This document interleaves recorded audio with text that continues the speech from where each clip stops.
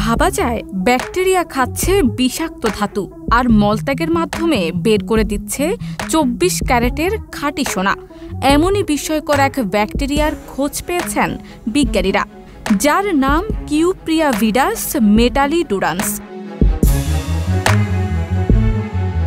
বিশ্বের সবচেয়ে দামি ধাতু স্বর্ণ সাধারণত খনি থেকে আসে আকরিক আকারে।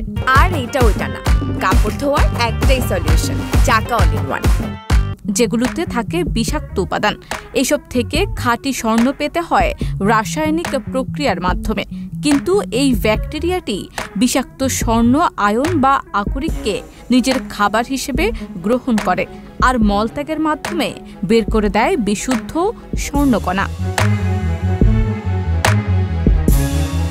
যুক্তরাষ্ট্রের মিশিগান স্টেট বিশ্ববিদ্যালয়ের গবেষকরা সম্প্রতি এই ব্যতিক্রমী ব্যাকটেরিয়ার ক্ষমতা সম্পর্কে বিস্তারিত জানিয়েছেন। The great work of the metal lover শীর্ষক একটি প্রদর্শনীতে গবেষক অ্যাডাম ব্রাউন ব্যাখ্যা করেন কিভাবে এই ব্যাকটেরিয়া বিষাক্ত পরিবেশে টিকে থেকে ধাতব আকরিক হজম করতে পারে আর তার পরিণতিতে তৈরি করে খাঁটি সোনা।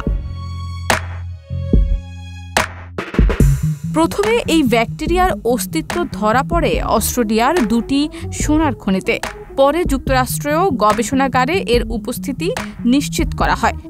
বিজ্ঞানীরা খনি থেকে সংগৃহীত ব্যাকটেরিয়াকে বিষাক্ত গোল্ড ক্লোরাইড তরলে রাখলে দেখা যায় সেগুলো শুধু টিকেই থাকেনি, বরং সেই তরলের তলানিতে জমে উঠেছে 24 ক্যারেটের স্বর্ণকণা। এই ব্যাকটেরিয়ার পাচনতন্ত্রে এমন একটি এনজাইম রয়েছে যা আকরিকের বিষাক্ত উপাদান ভেঙে ফেলতে পারে এবং সেই সঙ্গে তৈরি করে খাঁটি সোনা।